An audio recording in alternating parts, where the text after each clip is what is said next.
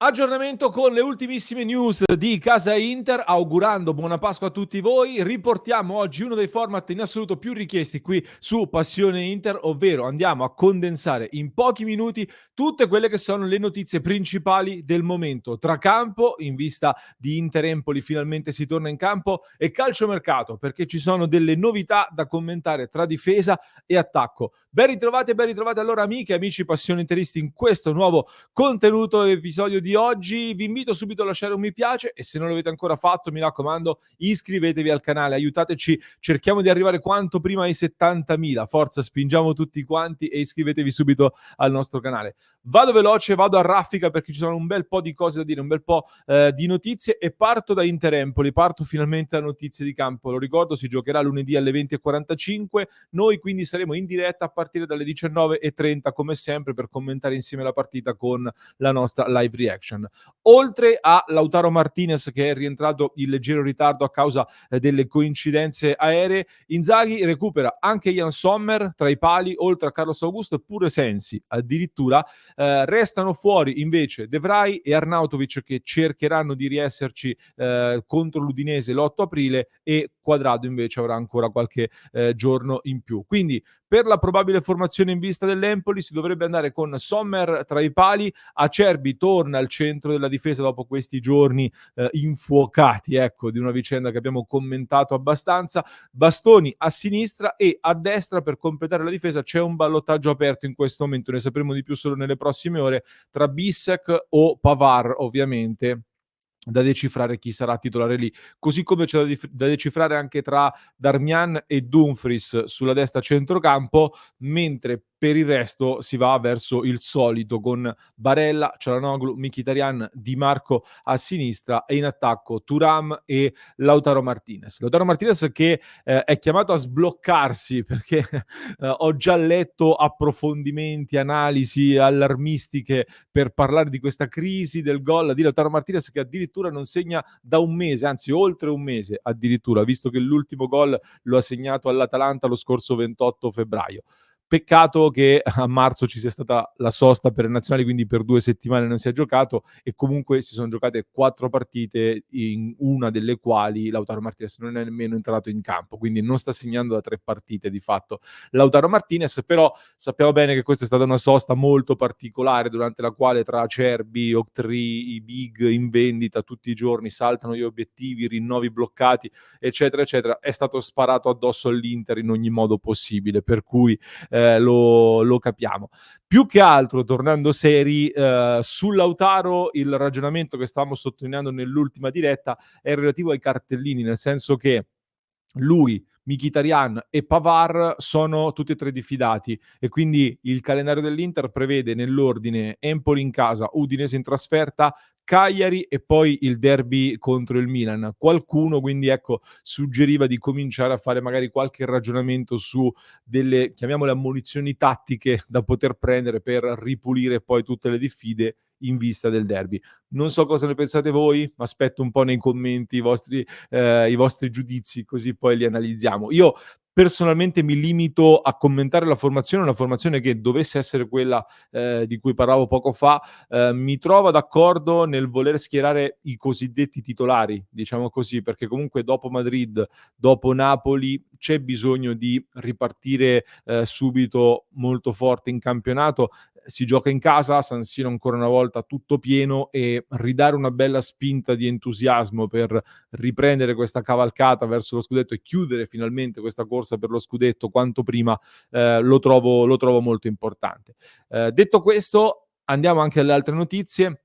Una l'abbiamo commentata nelle scorse ore, ma la riporto di nuovo perché ci permette poi di parlare anche di mercato. È stato annunciato ufficialmente che la prossima Supercoppa italiana si giocherà nuovamente in questo format a 4 squadre, con semifinale e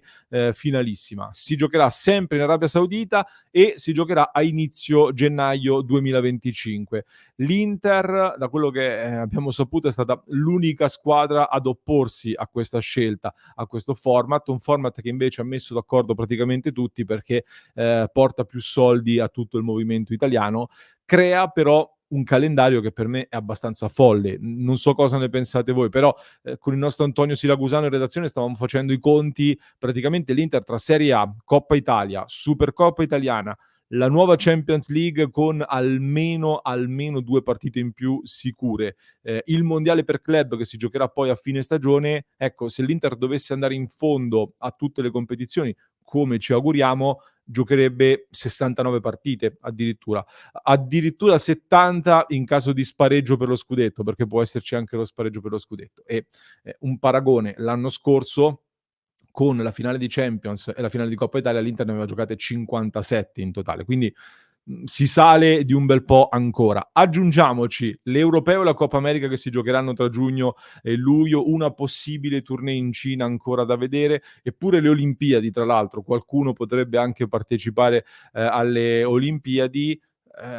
Il calendario comincia a diventare veramente, veramente molto intenso, soprattutto in un periodo, aggiungo, tra gennaio, febbraio e marzo, in cui se l'Inter va avanti nelle competizioni sostanzialmente giocherà 8 partite ogni mese di fatto, perché la Supercoppa italiana a gennaio, le partite di campionato, l'eventuale Coppa Italia, ci saranno 2 partite del girone di Champions sicure a gennaio e poi è molto probabile arrivare tra il nono e il 24° posto nel girone di Champions e allora si andranno a giocare altre 2 partite degli spareggi a febbraio, più la Coppa Italia come detto, il campionato eccetera eccetera. È un ritmo veramente pazzesco che non darà spazio praticamente o quasi agli allenamenti, ma quasi soltanto partite. E per carità, non che mi dispiaccia guardare più partite dell'Inter, più partite in generale, è un bene sicuramente, ne va dello spettacolo, però mi sembra un ritmo abbastanza folle che impone anche delle riflessioni. Qualcuno ne ha approfittato per rilanciare la battaglia sull'abbassamento a 18 squadre della Serie A. Alcuni nelle scorse ore in diretta mi suggerivano, dicevano allora bisognerà scegliere un obiettivo su cui puntare la prossima stagione. Non puoi pensare di andare in fondo in tutte le competizioni, bisognerà dare la priorità a un singolo obiettivo tralasciando gli altri. Secondo me, con la permanenza di Inzaghi soprattutto, questo ragionamento non verrà fatto. Anzi, quest'anno sì è stata data sicuramente tantissima importanza al campionato, sia per la tanta pressione che c'era da parte della società sull'obiettivo scudetto, sia secondo me perché anche Inzaghi stesso aveva e ha bisogno di togliersi, diciamo, questo peso del dover vincere lo scudetto. E adesso dovesse, come ormai è molto probabile, togliersi questo peso dello scudetto, a maggior ragione secondo me proverà a giocare più partite possibili, come la famosa frase che ripete sempre Inzaghi, quindi ad andare più avanti possibile in tutte le competizioni. È chiaro che per fare questo, per andare avanti in tutte le competizioni, da un lato lo stesso Inzaghi secondo me dovrà fare anche un passo in avanti nell'attingere di più alle rotazioni, nel portare di più i non titolari ad avvicinarsi al livello dei titolari in termini anche di utilizzo e di minutaggio in campo. I vari Frattesi, i vari Bissek, i vari Aslani, dovranno avere più minuti sicuramente. Anche qualcuno della primavera probabilmente dovrà essere promosso per fare delle rotazioni anche in campionato, in Coppa Italia magari. Dall'altro lato però anche la società chiaramente sarà chiamata a mettere a disposizione dell'allenatore più alternative, più pronte e ancora più forti di quelle che ha avuto fino a qui. E quindi arriviamo al mercato e con Zielinski e Taremi, che sono in arrivo a parametro zero al termine di questa stagione, credo che un bel mattoncino in questa direzione sia stato messo, nella direzione dell'aumentare i titolari, dell'avere più co-titolari, come dice Marotta. Adesso si aprono però delle riflessioni su altre zone di campo che comunque sono molto importanti. A partire dalla porta non mi soffermo però sulla situazione relativa a Bento, questo portiere brasiliano, perché ne ho parlato in un approfondimento, in un contenuto molto approfondito che trovate sul nostro canale, che ho pubblicato nelle scorse ore e vi invito a recuperarlo. Vado Vado a parlare invece della difesa, perché in difesa si stanno muovendo degli scenari interessanti. In particolare, più di qualche quotidiano sta sottolineando come la situazione Acerbi sia da monitorare, sia per motivi fisici e anagrafici, diciamo così, unito poi ovviamente a quello che è successo in questi giorni, un caso che a quanto pare qualche frizione l'ha creata, nonostante Acerbi sia stato assolto e la sentenza è inappuntabile, come abbiamo detto più e più volte in queste ore. Eh, Però ecco, qualche riflessione sulla possibilità di prendere un difensore centrale e che sia un difensore centrale da mettere al centro di una difesa 3 è in corso e ci sono anche dei nomi da tenere d'occhio. Ehm, In questo senso io ho sinceramente pochi dubbi sul fatto che se chiedete ai dirigenti in maniera informale, ecco, per motivi anagrafici, visto che è un classe 99, di carta d'identità, di passaporto, ecco, visto che è italiano e nel giro della nazionale, vista anche per motivi anche di abitudine a giocare in una difesa 3, a maggior ragione sotto la guida di un tecnico come Ivan Juric che forma e sforna sempre ottimi giocatori, soprattutto dal punto di vista difensivo, ecco, ho pochi dubbi appunto che la dirigenza possa considerare Alessandro Bongiorno il preferito per questo tipo di ruolo, il difensore del Torino. Il problema qua è che la valutazione supera tranquillamente i 30 milioni di euro, c'è forte anche il Milan e poi col Torino, lo sappiamo, è sempre difficile trattare. Lo abbiamo visto anche col caso Bremer, che poi è andato come tutti sappiamo. Figuriamoci poi se il Torino dovesse riuscire ad andare in Europa. Però ecco, per me, se chiedete un preferito all'Inter, probabilmente è Buongiorno. A me in realtà non dispiace anche un'idea alternativa, l'alternativa stessa di Buongiorno, sempre nel Torino, ovvero l'olandese Per Schuurs, classe 99, anche lui si è fatto male purtroppo con un brutto infortunio al ginocchio proprio contro l'Inter, tra l'altro qualche mese fa, nella gara d'andata. Adesso credo gli manchino qualche settimana ancora, poi potrà rientrare per le ultimissime gare di questa stagione. Ecco, se magari a causa di questo infortunio si riuscisse a ottenere uno sconto sul cartellino giocatore, credo che l'Ajax abbia una percentuale sulla rivendita, quindi non so se sarà semplice ottenere uno sconto, però ecco, Skurz potrebbe essere un centrale perfetto per la difesa 3 di Inzaghi e l'Inter lo aveva seguito tra l'altro anche l'anno scorso prima di andare poi su Pavard, quindi immagino che la dirigenza lo conosca e soprattutto piaccia. Magari qua potresti provare, ecco, ne parlavamo anche in redazione, si potrebbe provare a replicare un'operazione alla Fabian, ma con Carboni, per esempio, o con altri profili che hai in giro. Però mettere nel pacchetto un giocatore come Valentin Carboni, che ha una valutazione importante, lo cedi a titolo definitivo, con la possibilità però poi di riacquistarlo ad una cifra più alta. E soprattutto se Juric dovesse rimanere al Torino, cosa non semplice ma non impossibile, non sarebbe male secondo me questa ipotesi con un Carboni che potrebbe misurarsi ad un livello più alto. Ehm, Tra le altre alternative si è parlato anche di Bigliol dell'Udinese, un difensore con grandi mezzi fisici, per me, con tutto il rispetto, un pochino sopravvalutato, per quello che leggo in giro tra tanti tifosi, anche se comunque sotto Inzaghi e con questa Inter molto equilibrata, molto ben equilibrata, si può esaltare anche lui. Altrimenti occhio a 2 parametri 0, c'è il nome di Hermoso che gira sempre, non rinnoverà molto probabilmente con l'Atletico Madrid, per me però è più un mancino che giocherebbe nel ruolo di Bastoni piuttosto che al centro, così come Lloyd Kelly del Bournemouth, un altro difensore, anche lui scadenza di contratto a fine stagione, classe 98 però. Dice la carta d'identità, mancino, buon fisico, buon piede. Me ne ha parlato ieri un collega che mi diceva di tenerlo d'occhio per l'Inter, francamente mi sembra più un nome da Milan, detto sinceramente. Sull'esterno, capitolo Dumfries, la trattativa per il rinnovo è congelata e quindi al momento rimane molto probabile la sua partenza. Devo dire che la Gazzetta dello Sport in questi giorni sta spingendo molto su Kayode della Fiorentina come possibile sostituto di Dumfries da affiancare a Buchanan lì sulla fascia. Ne riparleremo però in settimana perché faremo un contenuto dedicato proprio interamente a questo tema.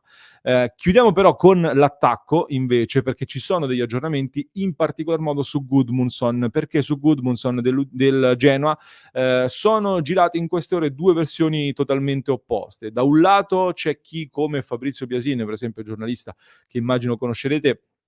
ha smentito totalmente l'interesse dell'Inter per Gudmundsson del Genoa. Dall'altro lato c'è chi invece lo mette addirittura come obiettivo prioritario e assoluto, per completare l'attacco dell'Inter. E abbiamo fatto un po' di ricerche per cercare di capire dove sta la verità. Come spesso capita, la verità forse sta un po' più nel mezzo, nel senso che Gudmundsson all'Inter piaccia ed interessa, secondo me è confermato e anzi è abbastanza logico e scontato. Forse, dico forse, c'è un minimo di dubbio, su diciamo con Inzaghi su come poterlo collocare nei 2 d'attacco, dell'Inter di Inzaghi, ma comunque Gudmundsson piace. Il problema, più che altro, è che il Genoa ha probabilmente in mano delle offerte importanti anche dalla Premier League e quindi in questo momento non apre assolutamente a formule creative o non fa sconti, chiede anzi 25, 30 milioni di euro e che siano a titolo definitivo. Quindi alla luce anche dei discorsi che facevo in difesa, dell'esterno, eccetera, a queste condizioni l'Inter la vedo difficilmente in corsa su Gudmundsson. Vedremo i prossimi sviluppi, come andranno, però, nel momento in cui, vai a blindare Lautaro Martinez, e ci auguriamo che venga chiusa presto questa partita, ma le sensazioni comunque rimangono di ottimismo, hai Marcus Thuram, hai Taremi che arriva e devi poi piazzare Correa e Arnautovic, senza dimenticare Carboni, da capire cosa verrà deciso, un nuovo eventuale acquisto in attacco secondo me potrebbe diventare più tema da estate inoltrata, piuttosto che da inizio estate. Ma ne riparleremo comunque. Fatemi sapere un po' di vostre impressioni, di vostre idee per questo mercato, nerazzurro. Leggo i vostri commenti nella diretta delle 19:30, poi domenica di Pasqua ci fermiamo e torniamo lunedì, per seguire la nostra Inter tutti insieme. Vi aspetto nel club su www.passioninter.club se vi va di sostenere il nostro progetto, di entrare a far parte della nostra grande community di interisti da tutto il mondo con cui vivere questo finale di stagione che ci aspetta. Vi lascio con un altro approfondimento che ho realizzato nelle scorse ore, lo trovate in descrizione per chi ci ascolta in podcast, per chi ci segue da YouTube vi basta cliccare qui.